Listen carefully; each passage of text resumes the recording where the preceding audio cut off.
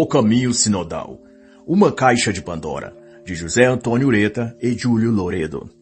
Esta é uma análise literária e não um audiobook da obra. Também não substitui a necessidade do livro no seu todo e pode ainda conter ilações, comparações ou exemplificações para a política do dia, cultura ou eventos atuais. José Antônio Ureta é chileno, intelectual, escritor e membro da Associação de Defesa da Tradição, Família e Propriedade. Colabora com fóruns, revistas e debates sobre temas católicos e de relevância à fé e à cristandade. Júlio Loredo, por sua vez, é presidente da Sociedade Italiana para a Defesa da Tradição, Família e Propriedade. É escritor, jornalista, destacado e suas abordagens especializadas tratam sobre Vaticano, papado, catolicismo e a fé cristã. Esta obra trata da sinodalidade, de seus efeitos, intenções e de seus idealizadores desde o Vaticano para o mundo e cristandade. A palavra sínodo quer dizer reunião e sua raiz etimológica significa caminhar junto. No contexto da Igreja, os sínodos são convocados pelo Sumo Pontífice para tratar assuntos de grande relevância e que impactam a vida eclesial de forma intensa. Nas reuniões sinodais, os bispos debatem essas questões e apresentam suas conclusões e as soluções propostas, e o Papa, ao fim, aprovam as decisões de modo total ou parcial, ou rejeitam o texto final das propostas dos bispos. A controvérsia do Sínodo da Sinodalidade, convocado por Bergoglio e dado curso em outubro de 2023, com vias de durar até 2024, é que os textos iniciais do que se propõe discutir e corroborado pelas falas favoráveis de Francisco, apontam para alterações profundas nas estruturas e bases da Igreja, que literalmente desconfigurariam absolutamente sua face, tradições, declarações de fé e estrutura hierárquica organizacional. Em outras palavras, a transforma em outra igreja, que não seria mais a Santa Igreja Católica Apostólica Romana de todos os tempos.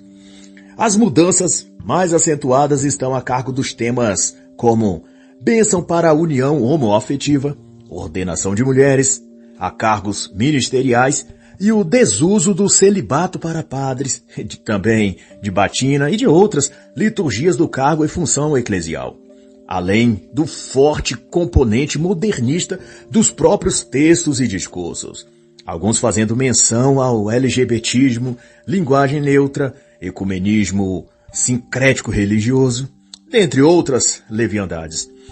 Ou seja, no que depender dos atuais chefes da Igreja, os bispos e seu líder Francisco, haverá um antes e um depois do sínodo, tal como foi com o Concílio Vaticano II, onde se promoveu uma ruptura entre a Igreja de sempre e a Igreja moderna, que é essa que Bergoglio dirige e representa.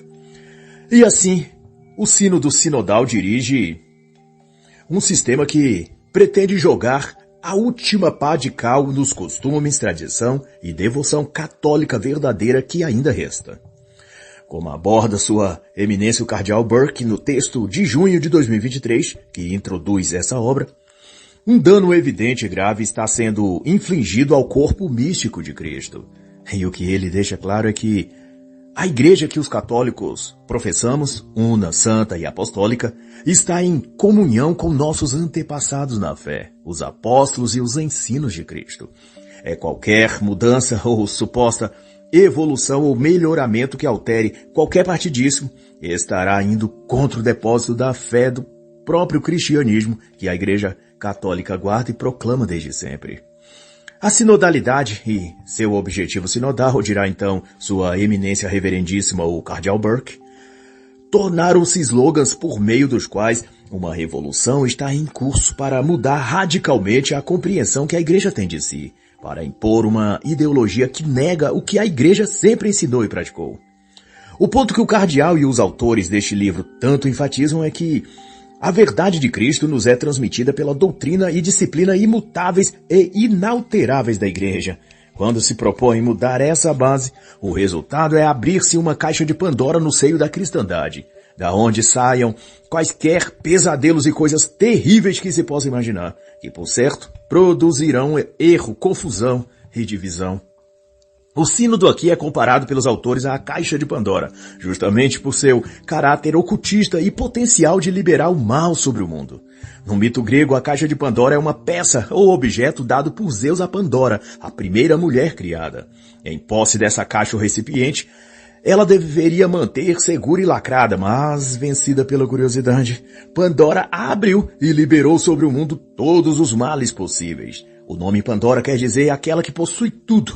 E segundo o mito, ela era dotada de todas as qualidades, beleza, inteligência, destreza, bondade, força, perseverança.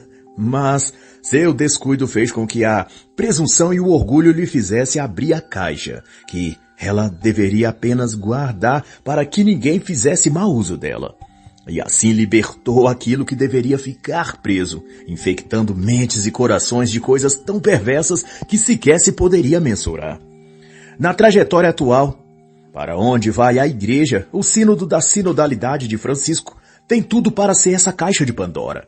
Um conceptáculo onde bispos desviados da fé e de alma progressista acumularam maldades e perversões de todo tipo. E agora colocaram nas mãos do chefe do Vaticano para que ele destape, abre a tampa e libere sobre os católicos a deturpação da doutrina santa, a quebra das liturgias sagradas, a corrupção espiritual e o afastamento total dos próprios dogmas da fé que a Igreja defendeu até então.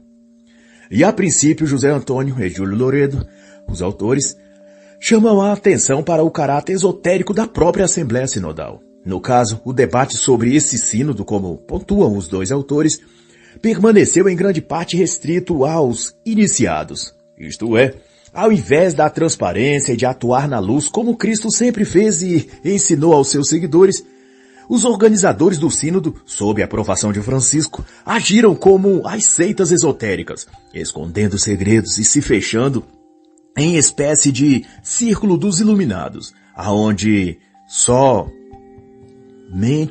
os tais iniciados naqueles mistérios ocultos tinham acesso ao que se tratava ali. Mas então os autores lançam à luz aquilo que estava sendo cogitado nas trevas pelos cúmplices de Francisco e afirmam sem rodeios que o que está em jogo nesta Assembleia Sinodal é um plano deliberado para reformar a Igreja, subvertendo seus dogmas e tradições e demolindo sua história de mais de 2000 anos. E de tão grave e profundas pretendem ser essas mudanças que compara-se a um novo e tão maléfico quanto Concílio Vaticano II. No caso, este seria o Concílio Vaticano III. Ureta e Loredo comentam com negativa surpresa todo o aparato logístico e dimensão do próprio sínodo, muito maior e abrangente do que outras edições anteriores, como da Juventude em 2018 ou da Família em 2015. E isso, na visão deles, se deve ao fato de que agora o que se pretende é questionar e alterar a própria estrutura da Igreja, suas bases. E isso é tão deliberado e revolucionário que os documentos sinodais falam de uma conversão da Igreja. Ou seja, afirma-se que a Igreja tivesse errado até agora e precisasse de um arrependimento e correção de rota, uma conversão dos seus erros e caminhos. E dentre todos os alegados erros da Igreja, o que está no epicentro dos discursos sinodais é a sua hierarquia, sua forma organizacional. Se a ordem vigente de 2000 anos da Igreja foi o papado, o bispado e o laicato, isto é, o papa no topo, abaixo os bispos e por último o clero e os leigos católicos, a reforma proposta pelo sínodo é a de inverter a pirâmide. Primeiro viriam os leigos, agora incluindo todas as minorias ecumenicamente. Em seguida, um conselho de bispos regionais ou locais, com poder de decisão até mesmo sobre doutrinas e liturgias da Igreja. E por último, na base da pirâmide, e numa função meramente decorativa e simbólica, o Papa, que seria uma espécie de presidente de honra, sem poderes efetivos, uma rainha ou rei da Inglaterra.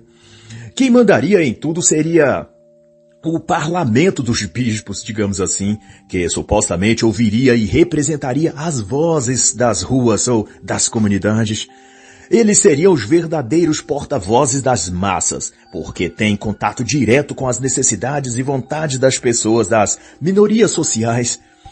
E como as necessidades dessas minorias mudam conforme o lugar, Então cada bispo transformaria sua paróquia e diocese num modelo único e sob medida para aquele público dali. E essa é a sinodalidade que Bergoglio está propondo. A Igreja Santa e Católica deixar de ser universal, coesa e una para se tornar pequenas comunas independentes, com liturgia, sacramentos, dogmas e ritos específicos e adaptados àquele local. Por exemplo, numa comunidade indígena, a igreja teria adornos e símbolos do paganismo religioso indígena, seus rituais sendo os de invocação e adoração aos espíritos da natureza, ao deus Pan ou ao que seja, e as missas pagãs e não mais católicas celebradas por um xamã ou pajé e não por um sacerdote católico cristão. Já em outra região, a igreja católica local terá reuniões à moda evangélica, com músicas dançantes, cenário de luzes coloridas no teto, pregações emotivas e conduzidas por mulheres bispas ou madres espirituais e assim sucessivamente. Pois essas tratativas seria escutar as vozes das comunidades, andar junto com elas. Por isso chamam de igreja sinodal, igreja que anda junto com o povo, com as massas. É isso que há por trás daquilo que chamam de teologia das ruas, que é tão apregoada nos meios protestantes e que se camufla sob variadas peles, mas que se trata da mesma essência progressista, revolucionária e opositora a Deus e à verdade cristã. Teologia pública, teologia negro-africana, que tem as mesmas bases dos chamados estudos africanos disseminados nos cursos universitários, teologia das minorias, teologia feminista, teologia da libertação ou teologia da missão integral, etc. Mas embora o slogan seja esse, o de ouvir as vozes do povo, o chefe do Vaticano não aplicou isso durante os encontros sinodais e decretou segredo pontífice a tudo que for tratado durante as reuniões dos bispos. Tudo é discutido secretamente, às escuras e longe das vistas do povo católico.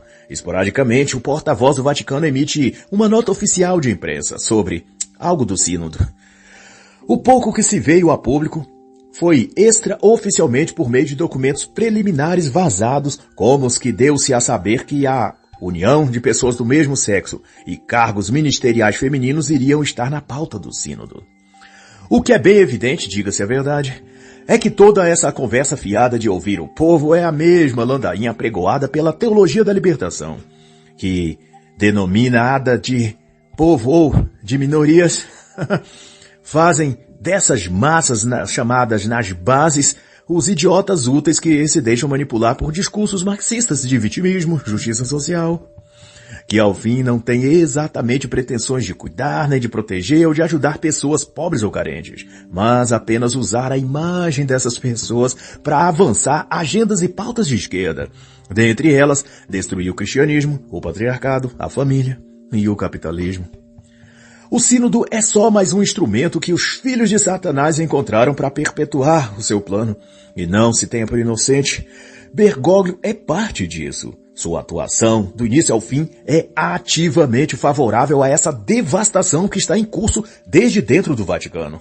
O que só confirma, na minha opinião, o que, para mim e outros católicos, já está claro há bastante tempo, que Francisco é um antipapa, um comunista herege infiltrado para derruir as bases cristãs do Ocidente. E exemplo disso é que a primeira experiência da Igreja Sinodal foi praticada na Alemanha, onde, como os autores comentam, está a empurrar a Igreja para o mais extremo do progressismo alemão. E de lá, os bispos responsáveis por essa conversão da Igreja de Cristo na Igreja Sinodal do Diabo, essa última frase é minha, não dos autores, anunciam para o Vaticano e todo o corpo místico de Cristo que aquele será o modelo para o sínodo universal da Igreja Católica.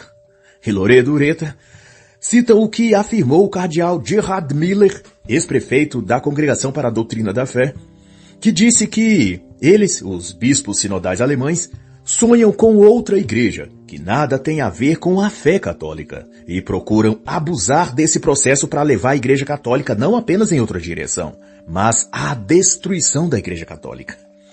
O caminho sinodal, para quem ainda não entendeu, transforma a Santa Igreja numa miríade de congregações particulares diferentes umas das outras, e com suas próprias expressões e manifestações de fé, de crença, de doutrina. Cada paróquia é personalizada ao gosto do bispo, que passará a deter autoridade e independência para modificar o que quiser na liturgia, nos sacramentos ou na própria estética da igreja, bastando que diga estar atendendo aos anseios do povo dali, ouvindo as minorias. E isso é literalmente transformar cada paróquia ou diocese num templo ou centro à parte, exatamente como o protestantismo sempre fez. E cada segmento tem sua própria versão da vida cristã e interpretação das Sagradas Escrituras, bem como seus próprios ritos e liturgias de culto. Mas contudo a sinodalidade, como também mostram Antônio e Júlio Loredo, não é um movimento original e surgido agora. No século XV já houvera uma iniciativa de se buscar adaptar a igreja à mentalidade modernista que se fomentava desde o humanismo e foi chamada de conciliarismo. As premissas daquela heresia era transferir o poder hierárquico do Papa para um tipo de assembleia conciliar. E então, nesses conselhos regionais, os assuntos da igreja e da espiritualidade seriam discutidos pelos próprios fiéis, supervisionados por alguma autoridade ministerial e votados democraticamente. E o que fosse decidido em votação deveria ser deferido pelo Papa, pois representava a vontade popular. Mas conforme sentenciou Joseph Ratzinger, quando ainda era cardeal, à luz da tradição da igreja e da estrutura sacramental e propósito específico da igreja, tal sínodo careceria de toda legitimidade e dever-se-ia recusar-lhe obediência de modo claro e decisivo. E nesse mesmo tom os autores citam também Paulo VI ao dizer, como que profeticamente, que a igreja também é atacada por aqueles que pertencem a ela. E se posso eu comentar, às vezes até mesmo também, por aqueles que assumem e ocupam a cátedra de Pedro. E para que não pareça exagero, o tal sínodo e sua base ideológica, que inverte padrões e hierarquias, foi desde 2015 prometida e ou orquestrada pelo próprio Francisco, quando declarou por ocasião do 50º da instituição do Sínodo dos Bispos, que o colegiado episcopal e a sé de Roma deveria se conectar à base que é o povo, e do povo vem a voz do Espírito Santo. E daí partiu então os planos para recriar a estrutura da igreja depois de demoli-la. E o caminho para isso chamou-se sinodal. E foi dele, de Bergoglio, a ideia de se alterar o formato dos sínodos em 2018, dividindo-a em 3 fases. A de consulta do povo, na verdade os representantes das classes minoritárias, aqueles com propósitos políticos e ligados a partidos de esquerda e adeptos da teologia da libertação. Essa primeira fase é chamada preparatória. Já a segunda é a celebrativa, realizada na reunião dos bispos em assembleia. E a terceira e última fase é a operativa, em que as conclusões da assembleia, aprovadas pelo Papa, devem ser aceitas por toda a igreja. E Francisco disse ainda em setembro de 2021 na Diocese de Roma, já tendo iniciado a primeira fase do sínodo, que devemos superar a imagem de uma igreja rigidamente dividida entre líderes e subordinados, entre os que ensinam e os que aprendem. Deus gosta de inverter posições, disse ele, com a cara mais lavada desse mundo. No documento preparatório para o sínodo, apresentado em setembro de 2021, é dito que a Assembleia dos Bispos, que ocorreria em outubro de 2023, era o marco de um processo ou jornada sinodal, onde se dá a entender que a forma de atuar e de se expressar e se apresentar da igreja perante o mundo iria mudar. E para não deixar dúvidas, o texto ainda revela que tipo de mudanças seriam. Ele afirma que a igreja será definitivamente mais inclusiva e participativa. E como, para quem sabe ler um pingo é letra, inclusão e participação se referem ao sentido que o marxismo dá a essas expressões, de que as classes minoritárias oprimidas e sei lá mais o quê, e deixadas à margem da sociedade, serão então incluídas e chamadas a participar das decisões nas paróquias e dioceses. E as tais minorias não são outras senão LGBT, mulheres, negros, indígenas, imigrantes. E de onde vem toda essa cartilha, pergunto eu? Vem da teologia da libertação. dos manuais marxistas, da cabeça de Karl Marx e com certeza dos porões do inferno, onde foi impressa por Satanás a agenda comunista que a política, a cultura e, como se vê também a religião, tem abraçado com unhas e dentes. Eu mesmo li os documentos oficiais do Sínodo disponibilizado para download no site do Vaticano e no artigo 58, chamado Espiritualidade para a Sinodalidade, há bizarrices e satanices que é impossível ler sem ter a certeza de que o compromisso do Sínodo é com Lúcifer e não com Deus. Num dos trechos é invocado as palavras de Santo Isaac, o Sírio, chamando-o até de santo e elogiando com devoção. Só que esse herege nunca foi canonizado pela Igreja Católica, mas pela Igreja Ortodoxa, que o tem como venerado. Mas Isaac nunca foi aceito com tal título pela Igreja Romana, por ter caído em várias heresias. De qualquer modo, o referido texto da espiritualidade sinodal usa o escrito de São Isaac como referência e modelo e espiritualidade, e traz a citação dele de que devemos desenvolver um coração ardente, um coração misericordioso, onde arde por toda a criação e humanidade, os pássaros, os animais e até os demônios. Exatamente isso. São Isaac diz para arder o coração também pelos demônios, sendo que o próprio Cristo e os apóstolos lidaram com os demônios de uma outra forma, expulsando-os e não tendo misericórdia ou ardendo o coraçãozinho por eles. E aonde está Bergoglio que não vê isso, que o satanismo e a adoração a demônios está presente nos textos de São Isaac?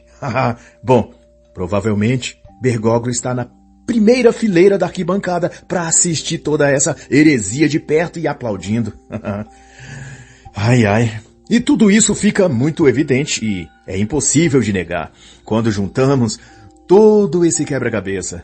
E observe que o próprio termo sinodalidade foi uma expressão criada e inventada justamente para incorporar nela todas essas sutilezas nefastas que o chefe do Vaticano pretende com o seu séquito de estelionatários religiosos que fingem ter e seguir a mesma fé e crença dos fiéis católicos, mas só para depois usurpá-las e substituir por uma religiosidade e espiritualidade falsa e diabólica. A expressão sinodalidade, ou sinodal, como mostram também os autores, não possui referente no direito canônico ou mesmo nos documentos do Concílio Vaticano II, que já foi uma lástima para a Igreja, mas Francisco não se deu por humilde e ele mesmo definiu ou inventou, um significado para a palavra. É o novo modus operandi da Igreja. É a natureza da Igreja, sua forma, seu estilo e missão, disse Francisco, dando uma de Dilma Rousseff. Ensacando o vento com as palavras, dizendo nada com coisa nenhuma. Para ele, a sinodalidade é uma dimensão constitutiva da Igreja. Isso quer dizer que sinodalidade é uma dimensão, um sentimento, uma abstração ou coisa emotiva que pode ser preenchida pelo que se quiser e no momento pode ser algo e em outro ser uma coisa totalmente diferente, ao gosto do freguês, digamos assim. Ou seja, a Igreja não tem mais uma base, um norte, uma raiz e um teto definido. A base é a fé e o telhado a eternidade ou salvação.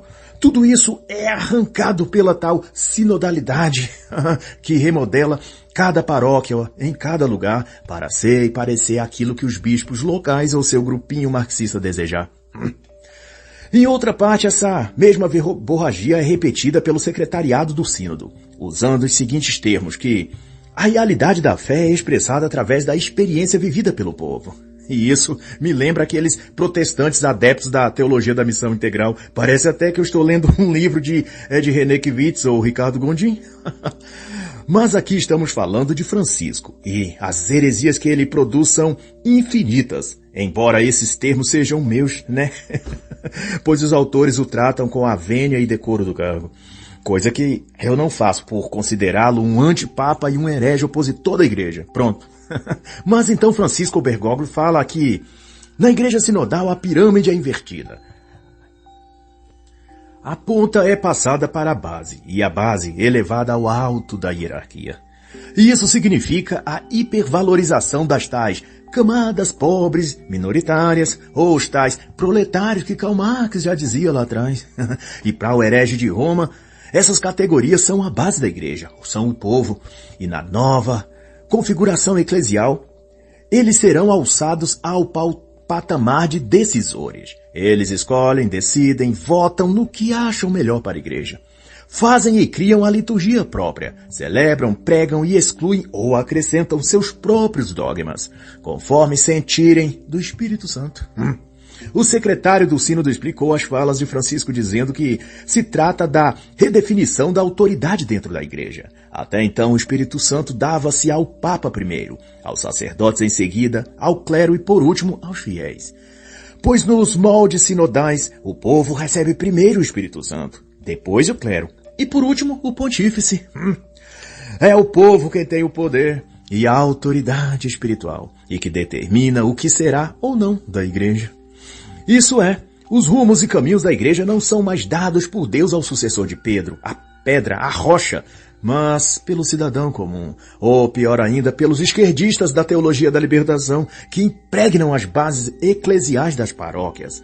Na perspectiva moderna de escuta, diz o texto do Sínodo, de ouvir a voz do povo, a igreja deixa de ser a mãe mestra, que transmite os ensinamentos de Cristo pela voz de seus pastores, e se torna uma igreja que escuta, dialoga e se questiona. E se já não é absurda a ideia de que a igreja fica questionando a si mesma nos seus dogmas e tradição, o texto ainda diz sobre a igreja não hesitar em discutir verdades consideradas indiscutíveis. O que se tem outro significado senão o de que a igreja sinodal pretende pôr em revisão as cláusulas pétreas, digamos, que o dogma da fé da igreja determina desde seus concílios. Como a perpetuidade do casamento, o próprio casamento estabelecido somente entre homem e mulher, a ordenamento somente dos sacerdotes homens, etc. A igreja sinodal é a hermenêutica da destruição, é isso que é. E a coisa toda é uma desinteria teológica tão forte que não há Mosaic que segura esse desarranjo intestinal do Vaticano. No Vade-Mecum, que delibera sobre o sínodo, é externado que esse processo de mudança e redirecionamento da igreja demanda que os católicos tenham uma mente aberta e afaste do coração os preconceitos e blá, blá, blá, blá, blá. Toda essa diarreia filosófica é para preparar os fiéis a aceitar casamento afetivo, abraçar o LGBTismo, apoiar a linguagem neutra, ideologia de gênero e as tais causas sociais de igualdade, justiça e ambientalismo. Toda essa porcaria progressista e globalista. O processo sinodal dá-nos a oportunidade de nos abrirmos à escuta de forma autêntica, sem recorrer às respostas prontas ou a julgamentos pré-formulados. É o que diz na página 19 do Vade-Mecum do Sínodo. Enquanto que as Escrituras e a revelação da Igreja, desde sempre ensinada pela Santa e Imaculada Igreja Católica, instrui a não conformar-se com o mundo, não modelar-se por ele, mas transformar a própria mente pela renovação que a Palavra e o Espírito de Deus opera em nós, naqueles que o buscam. Acho que Francisco está precisando ler mais a Bíblia.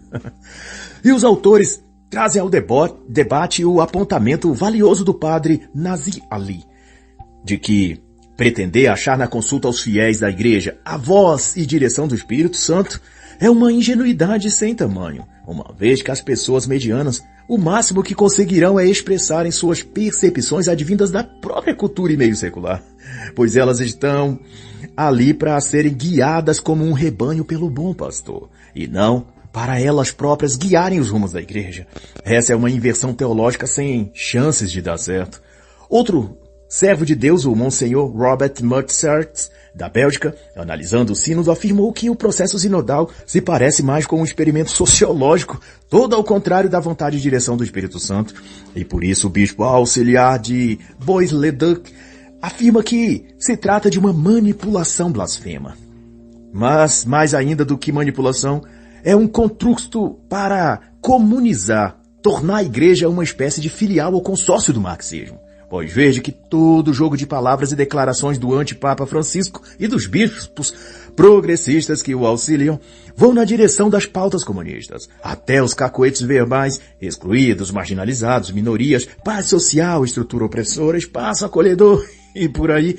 Todo o arcabouço de jargões viciados que os esquerdistas usam está presente nos documentos e discursos sinodais, mostrando que o sínodo da sinodalidade é o triunfo da teologia da libertação na igreja. E para ninguém ter dúvida disso, os autores citam os documentos Alarga o Espaço de Tua Tenda, apresentado para a etapa continental do processo sinodal, e Igreja Sinodal, Comunhão, Participação e Missão, que foi o documento final da América do Norte para também etapa continental do sínodo. Ambos documentos disponíveis nos canais oficiais do Vaticano. E nos referidos, lê-se que a voz das minorias marginalizadas passarão a ser escutadas pela Igreja. E essas minorias que antes estavam na base, agora estarão no topo da pirâmide eclesial. E disserta sobre acolher e incluir na igreja pessoas e grupos que antes viviam à margem da vida religiosa, que são as mulheres, os imigrantes, as minorias raciais e as pessoas LGBT. Diga-me você então, se não é exatamente essas afirmações e pronunciamentos que estão nas falas dos representantes políticos de esquerda, nas diretrizes dos partidos progressistas e nas reivindicações dos movimentos ativistas do feminismo, do ambientalismo, LGBTismo. O que torna óbvio que o processo sinodal é a desconversão da igreja de santa e imaculada para profana e marxista. No documento preparatório do sínodo, é o que nos mostram os autores, está escrito que uma nova cultura deve ser estabelecida na igreja, com novas práticas, estruturas e hábitos. Na nota 60, que as mulheres devem ter uma participação plena e igualitária nas estruturas eclesiásticas. Isso na nota 64. E propõe o diaconato e a ordenação sacerdotal para as mulheres. Na nota também 61 e 64.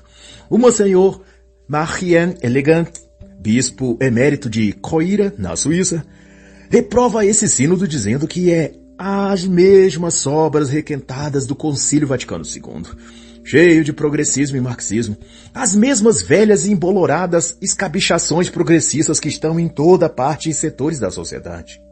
Empoderamento das mulheres, democracia, revisão da moralidade sexual, novos modelos de casamento, homossexualidade e tantos outros descabimentos ridículos, como denunciado pelo ex-capelão da Rainha Elizabeth II, Gavin Ashenden, convertido do anglicanismo ao catolicismo. O sínodo é um cavalo de Troia para introduzir na igreja tudo o que contém de pior no comunismo: diversidade, inclusão, igualdade. Porque esses termos ocultam em si as mais nefastas e malignas proposições, que na prática são o exato oposto do que cada termo em si deveria significar. E o truque é tanto ardiloso como sutil. Consiste em alegar que excluir é deixar de fora. E deixar de fora significa não amar aquela pessoa. Mas assim como a igreja é a expressão do amor de Deus, ela tem sempre de amar a todos. E se amar é o oposto de afastar ou excluir, a igreja tem o dever de incluir seja quem for ou que tipo de crenças ou hábitos possuía a pessoa. Nas palavras de Ashenden, esse modelo de inclusão da suposta nova igreja sinodal, na realidade está incluindo como o seu guia e modelo a Karl Marx e automaticamente excluindo Jesus Cristo. Simplesmente porque os dois, Cristo e Karl Marx, não se misturam. Luz e trevas não comungam. E assim está escrito. E a condenação é esta: que a luz veio ao mundo, e os homens amaram mais as trevas do que a luz, porque as suas obras eram más. João 3:19. E assim encerra a análise da obra O Caminho Sinodal, uma caixa de Pandora, de José Antônio Ureta e Júlio Loredo.